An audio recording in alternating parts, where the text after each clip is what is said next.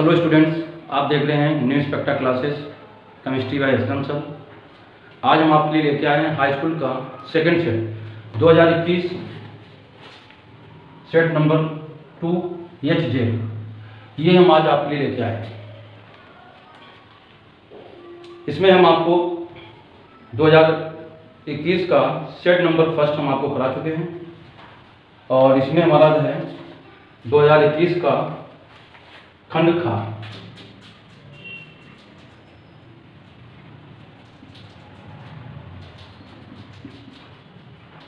रासायन विज्ञान।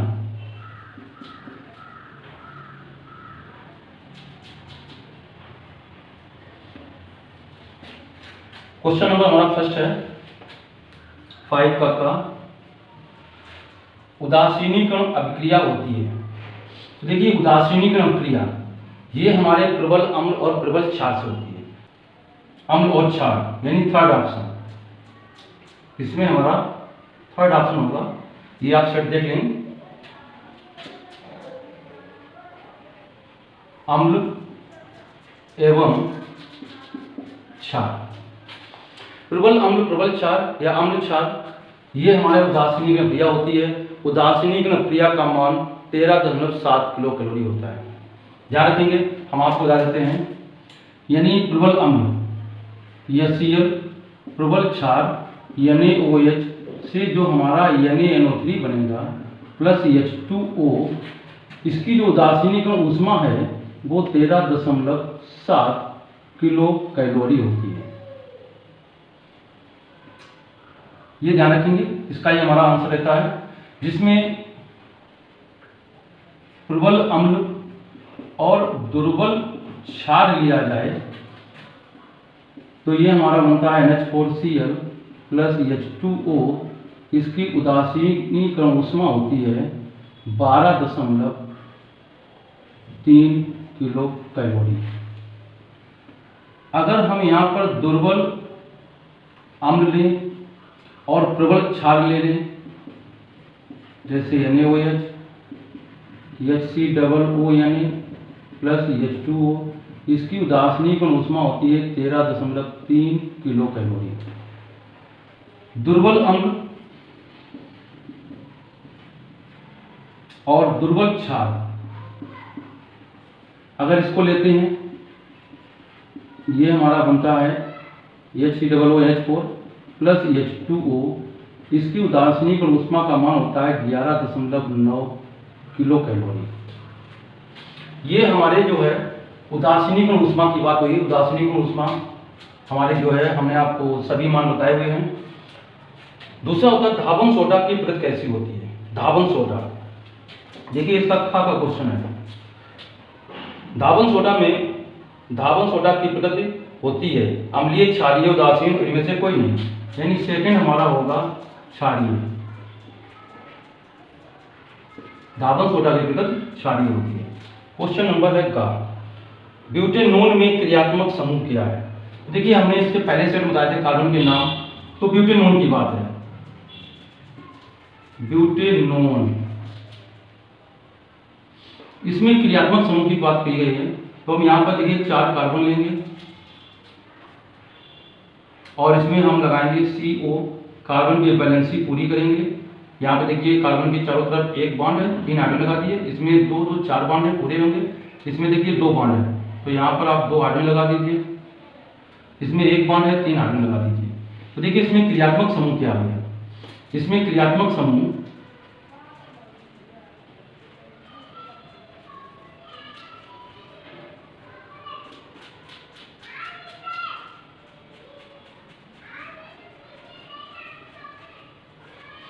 कीटोन, क्या होगा,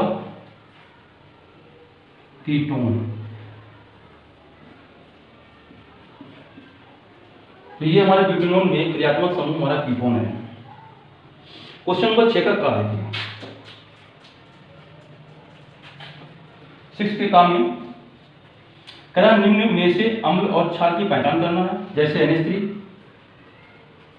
ध्यान रखेंगे, ये हमारा बेस है। क्या है, बेस है। क्यों बेस है, क्योंकि ध्यान रखेंगे, क्योंकि ये हमारा अम्ल के साथ क्रिया करके लवण बनाता है। दूसरा देखिए H2S की बात, H2S हमारा जो है अम्ल है यानी एसिड है। H2S एसिड क्यों है? क्योंकि ये क्षार के साथ क्रिया करके लवण बनाते हैं। तो देखिए ये हमारा बेस है, क्योंकि अम्ल के साथ क्रिया करके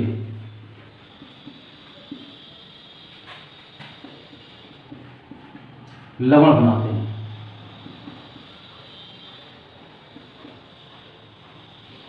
ये हमारा अम्ल है, क्योंकि क्षार के साथ क्रिया करके लवण बनाते हैं।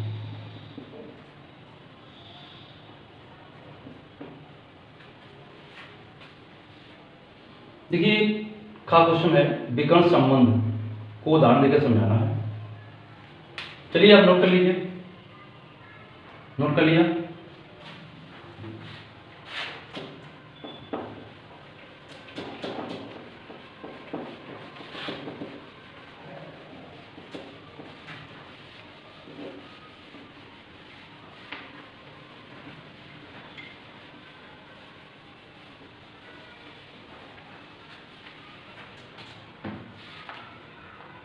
विकर्ण संबंध क्वेश्चन नंबर है 6 का खा।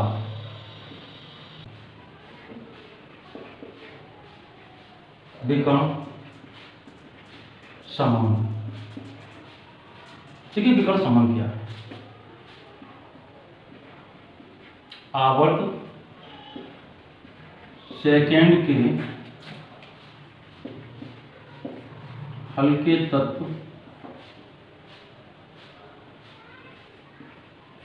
उन तत्वों के गुणों से मिलते हैं जो आवर्त थर्ड के उनके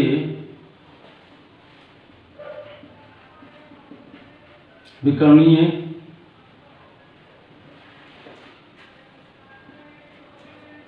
अभिमुख्य होते हैं।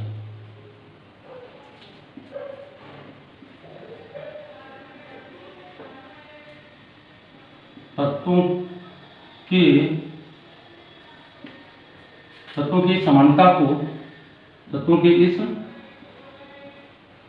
समानता को विकर्ण संबंध कहते हैं। देखिए कैसे हम आपको बताते हैं, एग्जाम्पल देखें। जैसे एग्जाम्पल में दिया है यहां पर,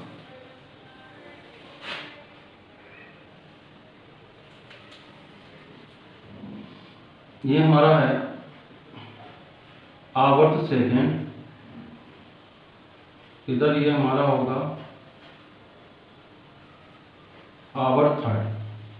आवर्त second lithium, beryllium, boron, carbon, nitrogen, oxygen. आवर्त थर्ड के sodium, magnesium, aluminium, silicon, phosphorus, sulphur. यानी क्या कहा, आवर्त सेकेंड के हल्के तत्व उन तत्वों के गुणों से मिलते हैं जो आवर्त थर्ड के उनके विकर्णीय अभिमुख होते हैं। देखिए इसका विकर्ण नजर आ रहा है। अगर इसको हम आधार मान लेंगे, ये हमारा हो जाएगा लंब। जैसे मान लीजिए यहाँ पे लिया लिथियम, ये ले लिया सोडियम, इधर मैग्नीशियम, ये हमारा आधार हो गया, ये हमारा लंब हो गया, ये इसका विकर्ण। तो देखिए ये हमारे विकर्ण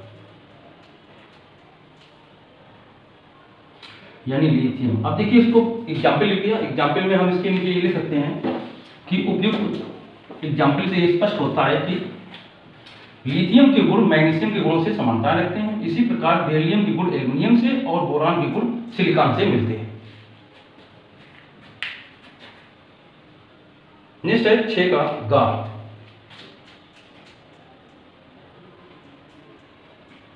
ये हमारा है संक्षारण। क्या है? संक्षारण। देखिए संक्षारण क्या है? धातुओं एवं मिश्र धातुओं का वातावरण में रासायनिक एवं विद्युत रासायनिक विधियों द्वारा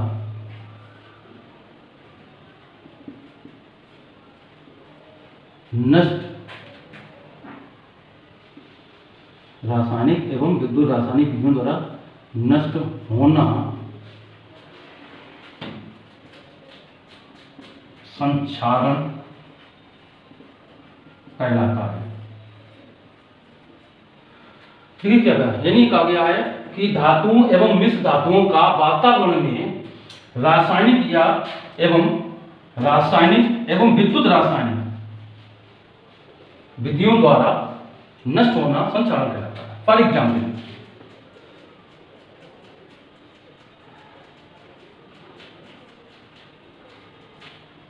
लोहे में जंग लगना,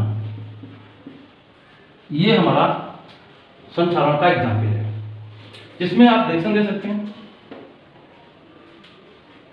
Fe plus 3O2 plus 2XH2O equal to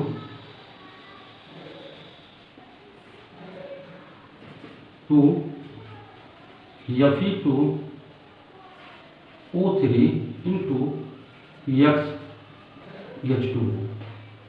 ये देखिए हमारा जंग का सूत्र। ये हमारा क्या आयरन है, आयरन है। ये हमारा ऑक्सीजन वायु से प्राप्त हुआ है। ये वायु से प्राप्त हुआ जल नमी, जिससे हमारा जंग हो जाता है। Fe2O3 into XH2O। चलिए नोट कर लीजिए, नोट कर लिया।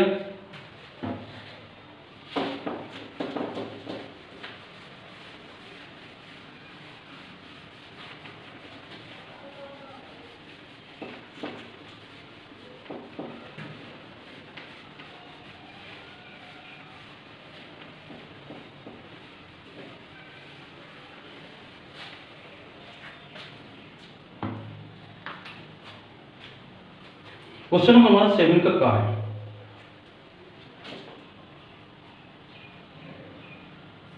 देखिए 7 में क्या किया गया? विद्युत रासायनिक श्रेणी किस आधार पर बनाई गई है? इस श्रेणी की किन्हीं दो उपयोगिताओं को उल्लेख करना है। तो ध्यान रखेंगे, विद्युत रासायनिक श्रेणी मानक इलेक्ट्रोड विभव के आधार पर बनाई गई है। क्या होगा? विद्युत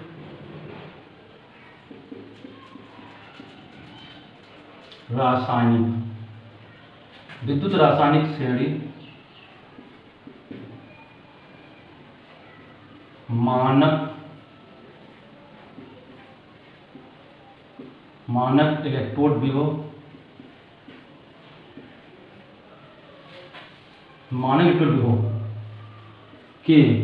इलेक्ट्रोड विभव के आधार पर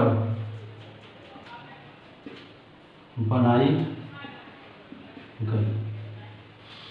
तो यही कहा गया है कि विद्युत रासायनिक श्रेणी किस आधार पर बनाई गई है? तो विद्युत रासायनिक श्रेणी मानक इलेक्ट्रोड विभव के आधार पर बनाई गई है। अब इस आधार पर देखिए, ये तो आपका क्वेश्चन हो गया है।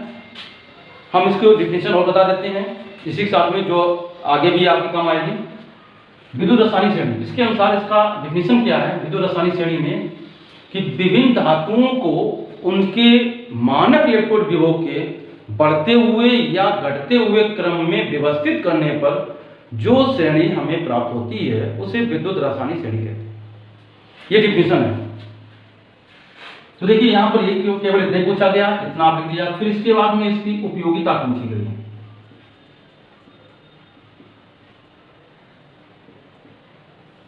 यहां पर इसकी उपयोगिता पूछी गई है। हमने डिफिनेशन इसलिए बोल दी है कि अगले स्टेट में या आप एग्जाम में डिफिनेशन आ सकती है विद्युत रासायनिक श्रेणी क्या है, उसमें आप लिख सकते हैं।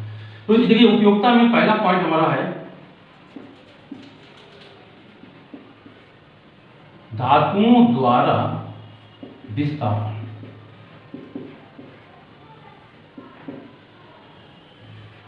धातुओं द्वारा विस्थापन, तो ध्यान रखेंगे विद्युत रासायनिक श्रेणी में जिन धातुओं का मानक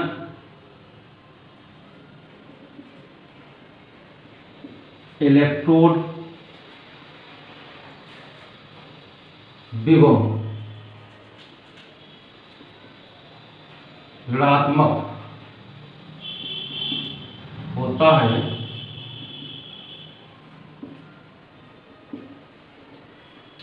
वह धातु अधिक सक्रिय होते हैं। वह धातु अधिक सक्रिय होते हैं और अधिक सक्रिय धातु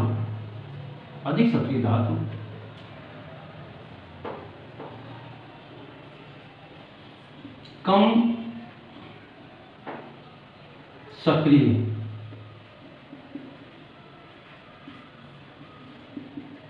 धातु के लवण में से धातु को विस्थापित कर देते हैं।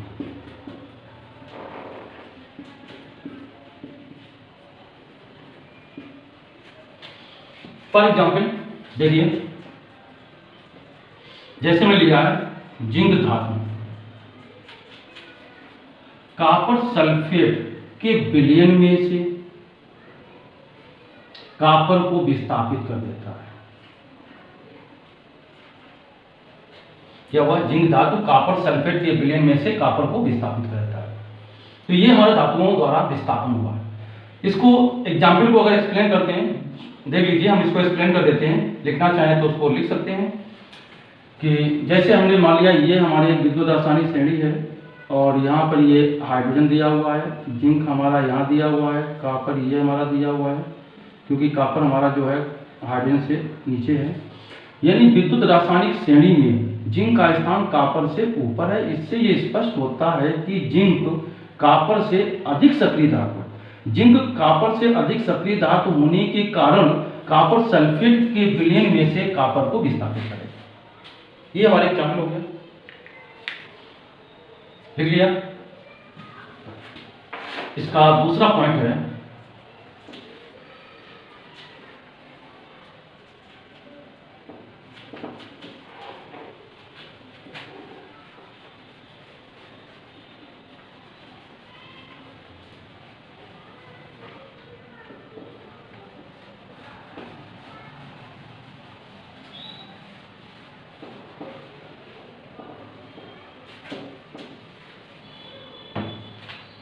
यानी उपयोगिता का सेकंड पॉइंट है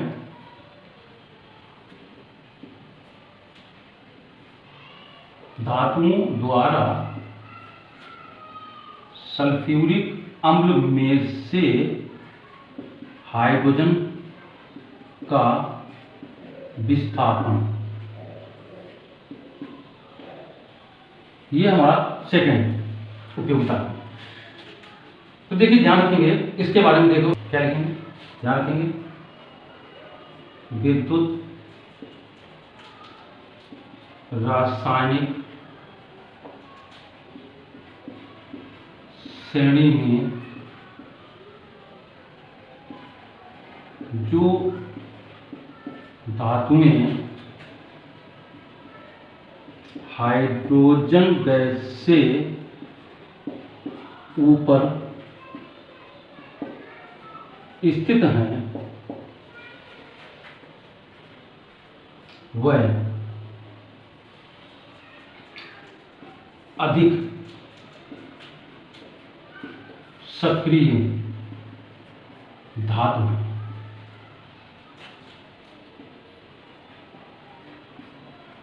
अधिक सक्रिय धातु सल्फ्यूरिक अम्ल में से हाइड्रोजन को विस्थापित कर देते हैं।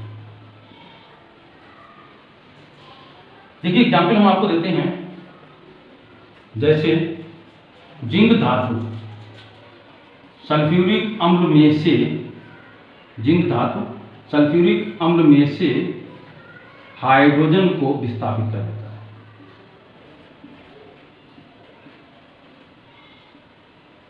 ये हमारा एग्जाम्पल है। यानी जिंक धातु, ये हमारा धातु है, ये सल्फ्यूरिक अम्ल है, तो धातुओं द्वारा सल्फ्यूरिक अम्ल में से हाइड्रोजन का विस्थापन। जैसे अभी मैंने आपको बताया, जैसे ये हमारी विद्युत रासायनिक श्रेणी है, ये हमारा दिया हुआ जिंक, यहाँ पर ये हाइड्रोजन है, इधर ये हमारा कॉपर है, और कुछ दिया हुआ है, हमें यहाँ पर दो कंपेयर करना है, ये हमारा जो है दिया हुआ है। तो देखिए विद्युत रासायनिक श्रेणी में जिंक का स्थान हाइड्रोजन से ऊपर है। इसको हम एक्सप्लेन करते हैं एग्जाम्पल को। विद्युत रासायनिक श्रेणी में जिंक का स्थान हाइड्रोजन से ऊपर है। इससे ये स्पष्ट होता है कि जिंक हाइड्रोजन से अधिक सक्रिय धातु है। जिंक हाइड्रोजन से अधिक सक्रिय धातु होने के कारण सल्फ्यूरिक अम्ल में से हाइड्रोजन को विस्थापित कर देता है। ये हमारा एक्सप्लेन हो जाता है इसका। चलिए नोट कर लीजिए, नोट कर लिया।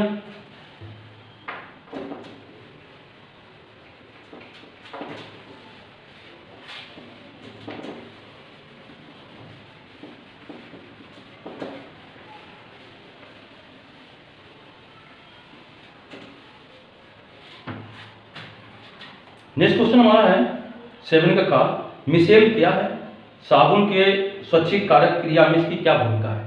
देखिए हमें मिसेल के बारे में बताएंगे, फिर हम आपको ये बताएंगे कि मिसेल की यानी स्वच्छीकरण में यानी स्वच्छिक कारक में इसकी भूमिका क्या, रोल क्या है। तो देखिए सबसे पहले हम आपको डालते हैं क्वेश्चन नंबर हमारा 7 का खा है, यानी क्वेश्चन नंबर है 7 का खा। तो हम डालेंगे मिसेल।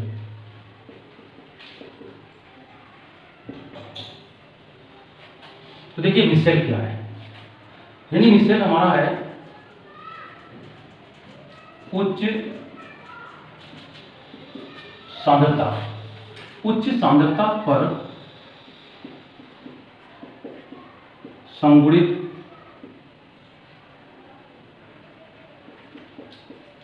कणों के बनने के कारण, यानी उच्च सांद्रता पर संगुणित कणों के बनने में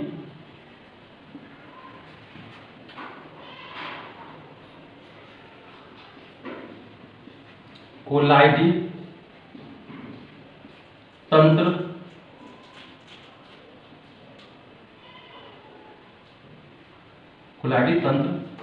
यानी कोलाइडी सिस्टम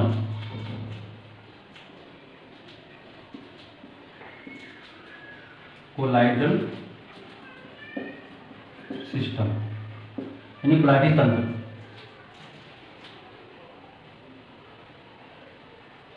व्यवहार करते हैं।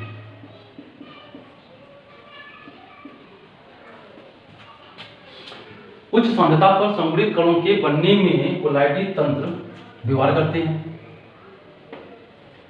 इस प्रकार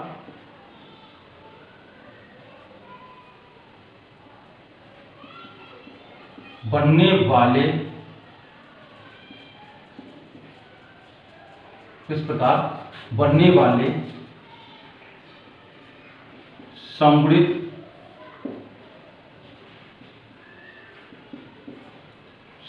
कणों को मिसेल कहते हैं। संगृहीत कणों को मिसेल कहते हैं। तो देखिए ये हमारी मिसेल हुई है। अब देखिए मिसेल क्या है। जैसे मान लीजिए यहाँ पर हमारा जो है, इस तरीके से हम आपको मिसेल बता देते हैं।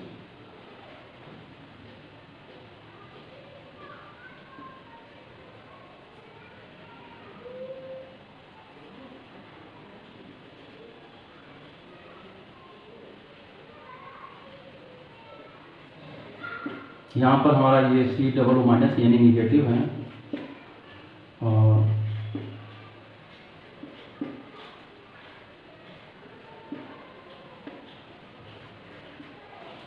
और इसमें मान लीजिए ये वाटर भरा हुआ है।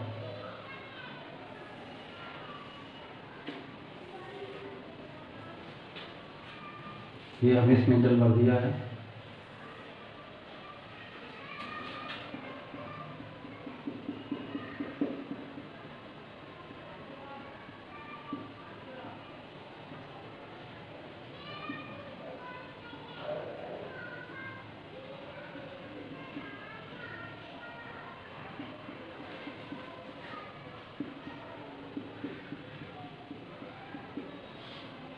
ये हमारा जो है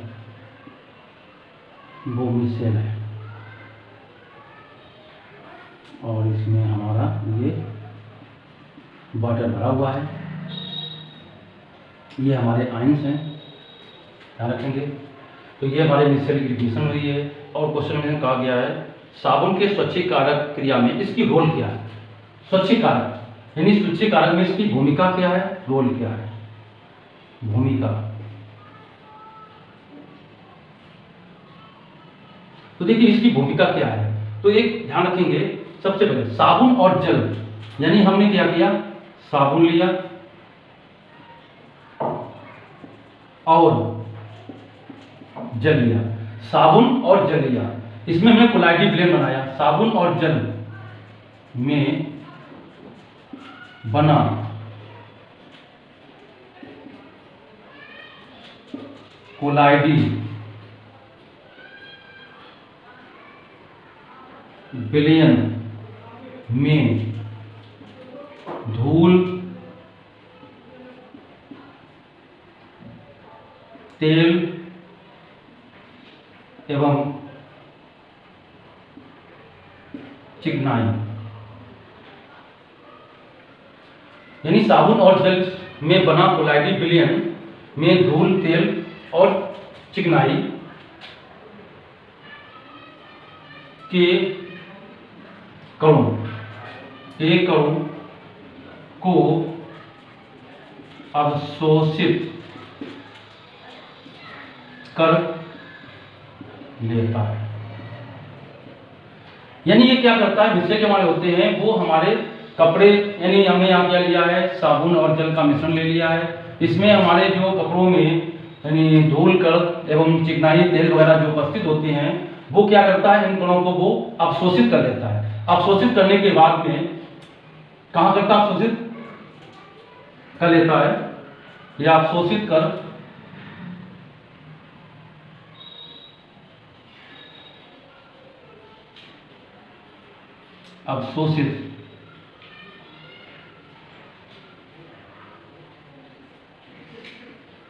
लेता है और मिसेल के केंद्र में समा जाता है। यानी क्या करता है, ये अवशोषित कर लेता है और मिसेल के केंद्र में ये समा जाते हैं। इस प्रकार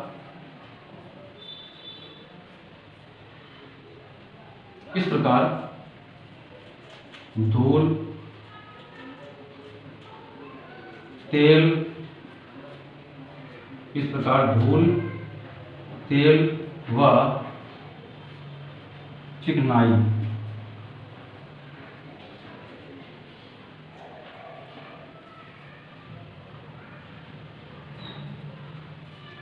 कपड़ों पर कमजोर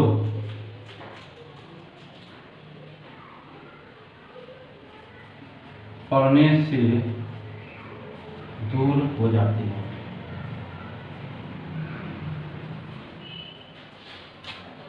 यानी देखिए इसके रोल क्या है क्रिस्टल का, इसमें हमने लिया जल और साबुन का कोलाइडल विलयन बना लिया। कोलाइडल विलयन बनाने के बाद में जो हमारे धूल तेल और चिकनाई वगैरह होती है वो इन कणों को क्या करते हैं, एब्जॉर्ब कर लेती है। एब्जॉर्ब करने के बाद यानी अवशोषित कर लेता है और मिश्रण के केंद्र में समा जाता है। इस प्रकार धूल तेल व चिकनाई जो कण होते हैं, चिकनाई के कण कपड़ों पर कमजोर पड़ जाते हैं। इन कपड़ों पर कमजोर पड़ने से वो दूर हो जाते हैं। ये हमने आपको मिश्रण के बारे में बताया।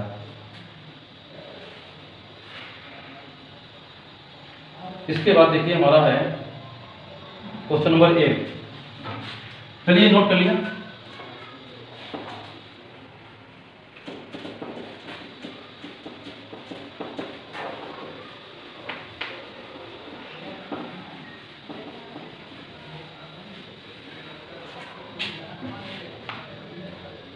क्वेश्चन नंबर 8 का एथिल एल्कोहल एवं एस्टिक एसिड के दो रासायनिक गुण समीकरण लिखना है। तो देखिए एथिल एल्कोहल के रासायनिक गुण यानी एथिल एल्कोहल के दो रासायनिक गुण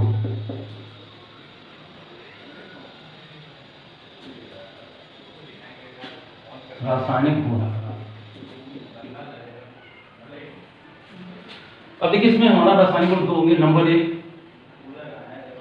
क्या लिखते हैं, एथिल एल्कोहल है PCl5 से अभिक्रिया, हमने लिया ethyl alcohol C2H5OH plus PCl5 लिया। अब देखिए PCl5 लिया कराएंगे तो ये OHCl बदल जाता है, यानी C2H5Cl plus POCl3 plus EHCl। ये हमारा बन जाता है एथिल क्लोराइड। ये हमारा एथिल एल्कोहल है।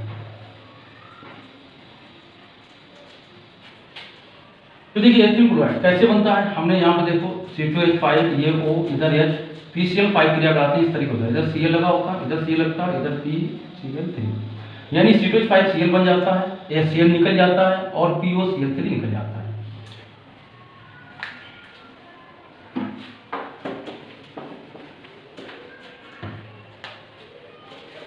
दूसरा पॉइंट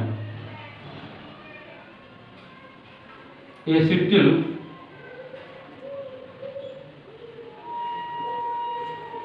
क्लोराइड से अभिक्रिया, यानी इसे हम कहते हैं रिएक्शन विद PCl5 और ये हमारा है रिएक्शन विद एसिटिल क्लोराइड। तो देखिए एसिटिल क्लोराइड क्या, जैसे मान लीजिए आ लिया C2H5OH ये हमारा एथिल एल्कोहल है प्लस एसिटिल क्लोराइड CH3COCl होता है। अब देखिए यहाँ पर ध्यान रखेंगे, यहाँ से H हमारा मूव करेगा यानी H इधर Cl HCl निकल जाएगा और इस रिएक्शन को यानी हम ये आप देते हैं एथिल एल्कोहल, ये हमारा बनता है एसिटिल क्लोराइड। इधर हमारा हो जाता है CH3COO2H5 प्लस EHCl। कैसे बनता है ये हम आपको बताते हैं, C2H5OH प्लस एसिटिल क्लोराइड होता है CH3C+O और CH। रिएक्शन बहुत आसान होती है, थोड़ा सा ध्यान रखेंगे आप। इसको इलेक्ट्रोनेगेटिविटी का आर्डर मालूम होना चाहिए, हमारे परमाणु की इलेक्ट्रोनेगेटिविटी का आर्डर क्या है इसकी जानकारी है हम आपको बताएंगे। ऑक्सीजन और हाइड्रोजन में अधिक ऋण विद्युतीय परमाणु कौन होता है, ऑक्सीजन, ये हमारा धन विद्युतीय होता है। कार्बन क्लोरीन में अधिक ऋण विद्युतीय परमाणु क्लोरीन होता है और ये कार्बन धन विद्युतीय होता है। बहुत सिंपल सी बात है। हम जब क्या करते हैं, आयनोमेन को देख लेते हैं, यानी इलेक्ट्रोनेगेटिविटी का ऑर्डर देख लेते हैं, इसके बाद में बहुत सिंपल लगा दीजिए, यानी कहेंगे इसकी टोपी इसके साथ और इसकी टोपी इसके साथ। अगर हम ऐसा लगाएंगे तो देखिए यहाँ से ये HCl हमारा बन रहा है और इधर देखिए ये जब जाकर यहाँ जुड़ेगा तो ये हमारा बन जाएगा एथिल एसीटेट, एथिल एसीटेट। इसी को हम कहते हैं ईस्टर, यानी ये एस्टर बन गया।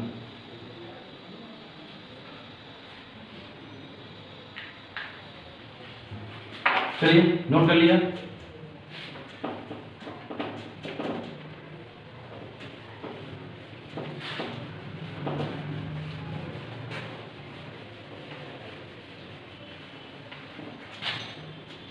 अब देखिए एसिटिक एसिड के रासायनिक गुण हैं दो उपयोग, यानी एसिटिक एसिड के दो रासायनिक गुण, जिसमें पहले हम आपको बताएंगे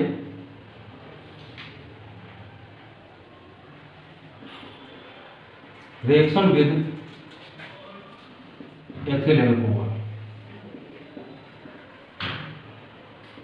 देखिए इसको हम कहेंगे एथिल एल्कोहल के साथ अभिक्रिया। तो हमने यहाँ लिया एसिटिक एसिड CH3COOH, ये हमारा एसिटिक अम्ल है, प्लस हमने लिया एथिल एल्कोहल C2H5OH, ये हमारा है एथिल एल्कोहल। और देखिए निर्जलीय कारक हम लगा देंगे यहाँ पर सांद्र H2SO4, क्या लगाएंगे, सांद्र H2SO4। तो ये बनेगा CH3COOC2H5 प्लस H2O, यानी ये हमारा बन गया एथिल एसीटेट। ये ईस्टर कहलाता है। देखिए ईस्टर पिछले स्टेप में ये स्टीरीकरण की जो डिफिनीशन थी उसमें भी हमने बताया था, क्या बताया था कि एसिटिक एसिड एथिल एल्कोहल के साथ साथ सल्फ्यूरिक अम्ल की उपस्थिति में जब हम गर्म करते हैं तो उसमें से जल का एक अणु निकल जाता है और एथिल एसीटेट बनता है, जिसे हम ईस्टर कहते हैं। इस प्रोसेस को हम स्टीरीकरण कहते हैं, स्टीरिफिकेशन। ये हमारा दूसरा था एथिल यानी एसिटिक एसिड से क्रिया। दूसरा पॉइंट हमारा है रिएक्शन विद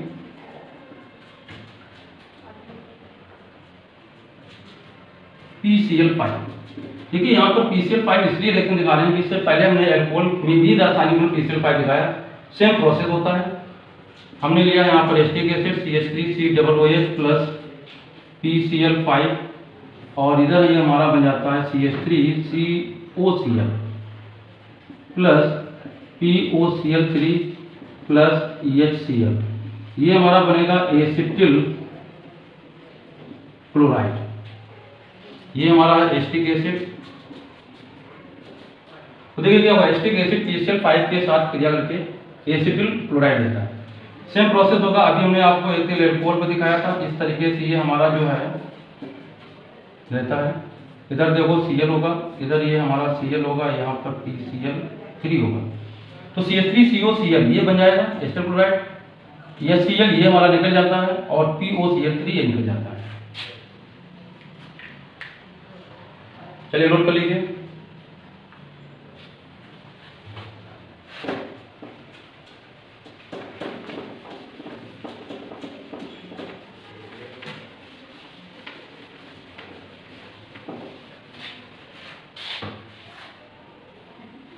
अगला क्वेश्चन है 8वें का खा है, 8 का खा। समझाइए कि आवर्त सारणी में एक वर्ग एक आवर्त में परमाणु क्रमांक के परिवर्तन किस प्रकार होता है।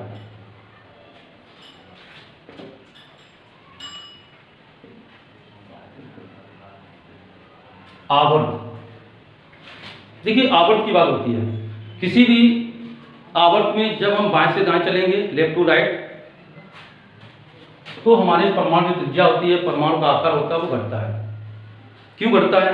क्योंकि परमाणु क्रमांक बढ़ने के साथ साथ प्रोटॉनों की संख्या बढ़ती है। जब प्रोटॉनों की संख्या बढ़ती है तो प्रभावी नाभिकीय आवेश बढ़ जाता है। प्रभावी नाभिकीय आवेश बढ़ने के कारण नाभिक का इलेक्ट्रॉनों पर आकर्षण बल बढ़ जाता है, जिससे इलेक्ट्रॉन कक्ष जो होती है वो नाभिक की ओर खिसक जाती है और उसकी जो त्रिज्या है यानी परमाणु आकार है वो छोटा हो जाता है। देखिए हमने आपको बताया यानी किसी आवर्त में बाएं से दाएं जाने पर परमाणु त्रिज्या घटती है।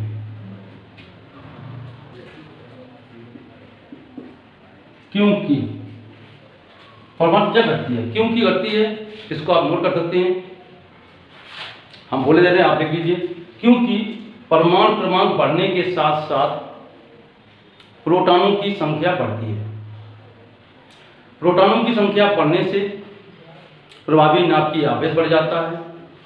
प्रभावी नाभिकीय आवेश बढ़ जाने से नाभिक का इलेक्ट्रॉनों पर आकर्षण बल बढ़ जाता है, जिससे इलेक्ट्रॉन कक्ष अंदर की ओर खिसक जाती है और परमाणु त्रिज्या छोटी जाती है। एग्जाम्पल,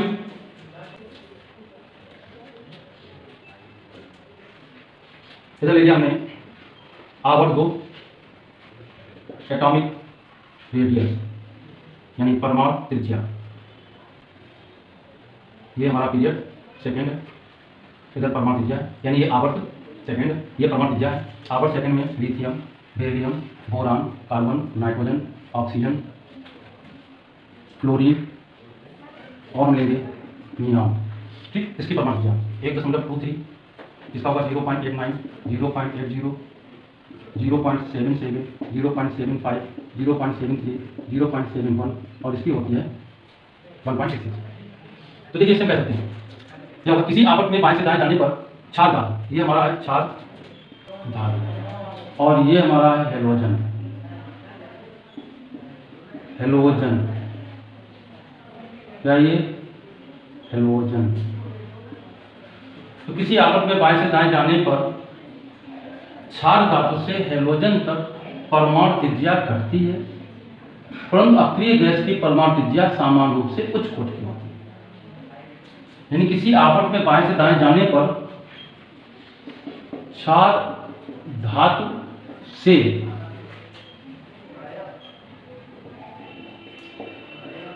हेलोजन तक परमाणु त्रिज्या घटती है,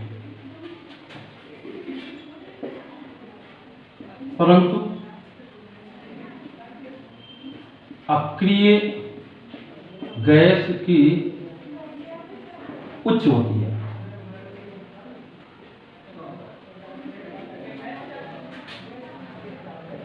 उच्च कोटि की होती है।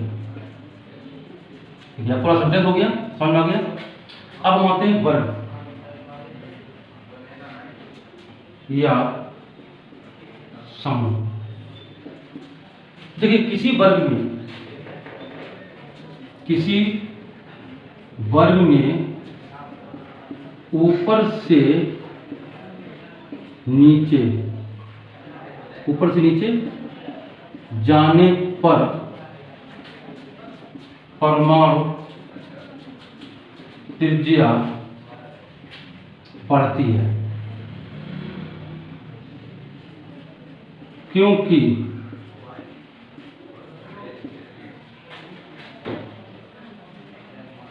कक्षाएं या कोष मतलब स्मॉल एन मुख्य क्वांटम संख्या एन का मान बढ़ता है। हमने देखिए ले लिया है यहाँ पे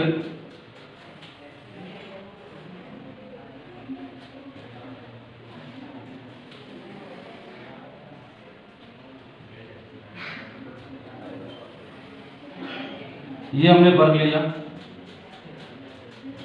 सेकेंड ए, इधर हमारा हो गया है परमाणु त्रिज्या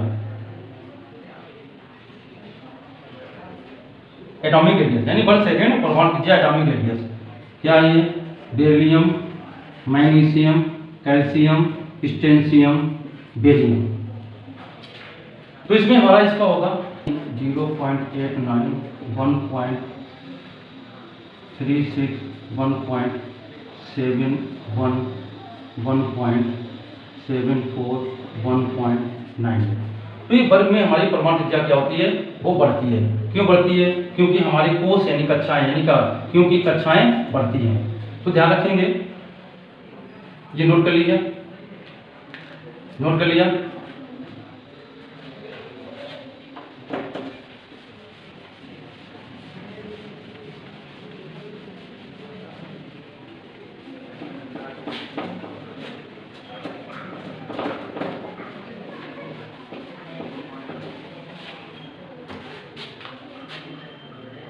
ये क्वेश्चन नंबर का हो गया। अब क्वेश्चन नंबर 8 का अथवा 8वें अथवा में हमने आपको यानी प्रतिस्थापन क्रिया, ये पिछले सेट में हम आपको बता चुके हैं। सेट नंबर फर्स्ट उसमें बताया है। दूसरा है हाइड्रोकार्बन का आईपीसी नाम। तो देखिए हाइड्रोकार्बन का आईपीसी नाम यानी IUPAC। आईपीसी का पूरा नाम होता है international union of pure and applied chemists. ये आईपीसी का नाम होता है। अब हमें इसके नॉमेनक्लेचर बताने हैं। तो देखिए हाइड्रोकार्बन इसका आईपीसी नाम, ध्यान रखेंगे हाइड्रोकार्बन दो प्रकार के वाले होते हैं। एक होता है संतृप्त हाइड्रोकार्बन और दूसरा होता है असंतृप्त हाइड्रोकार्बन। संतृप्त में हमारे आते हैं एल्केन, क्या आते हैं? एल्केन। और असंतृप्त में हमारे दो चीजें आती हैं,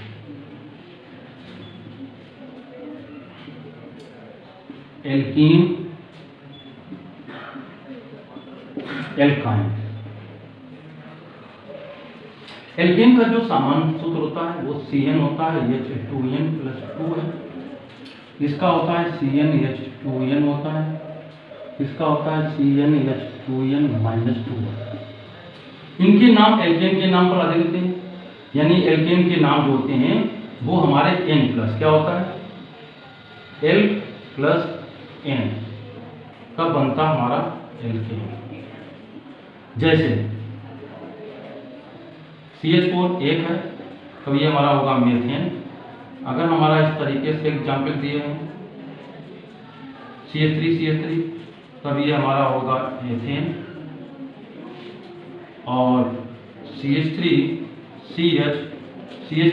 इधर CH3 लगा हो, तो देखिए इसमें नंबरिंग की जाती है 1 2 3। दूसरी पे मिथाइल है तो इसका नाम होगा 2 मिथाइल और 3 कार्बन के लिए प्रोपेन।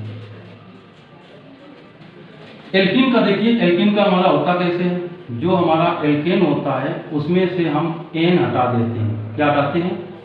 N। और जोड़ते क्या है? इन, बन जाता है एल्कीन। इसका एग्जाम्पल CH3 CH+1 3 कार्बन के लिए हो जाता है propene. CH3 CH+1 CH3 4 carbon के लिए नाम होता है ब्यूटीन। क्रियात्मक इधर से है तो यहाँ नंबरिंग है 1 2 3, तो प्रोपीन 111 पहले पर है। नंबरिंग देखो 1 2 3 4, तो ये 4 कार्बन ब्यूटीन होगा और 11 कितने पर? 2 पर, ब्यूटीन 2 होगा। तीसरा हमारा होता है एल्काइन का। एल्काइन के लिए हम क्या करते हैं, देखिए एल्केन में से हम N हटाते हैं और आइन जोड़ देते हैं, बन जाता है एल्काइन। इसका जनरल फार्मूला एग्जाम्पल है CH3 C111CH। 3 कार्बन है, 3 कार्बन को कहते हैं प्रोप। 1 2 3 कार्बन का क्या कहते हैं? प्रोपेन कहते हैं। प्रोपेन में N हटाएंगे, आइन जोड़ेंगे 111 के लिए, तो ये हो जाएगा प्रोपाइन। दूसरा एग्जाम्पल देखिए CH3 C111C CH3 4 कार्बन के लिए ब्यूटेन, N हटाइए, आइन जोड़ दीजिए, ब्यूटाइन हो गया। ये हमारा हो गया है, यानी ये प्रतिस्थापन क्रिया पहला पॉइंट था, ये दूसरा हमारा है। और तीसरा हमारा जो है ये हमारा कार्बनिक यौगिक में योगात्मक क्रिया, ये भी पिछले सेट वीडियो में था, तो आप वहाँ से पढ़ लेंगे। तो इस प्रकार से हमने आपको जो है यानी 2021 सेकंड सेट का अनुसार कंप्लीट किया। अगर वीडियो पसंद आया तो चैनल को सब्सक्राइब करें, वीडियो को लाइक करें और दोस्तों में शेयर करें। पढ़ते लिए इस तरीके से हम आपको 2021 के बाद 2022 के भी पेपर लेके आएंगे।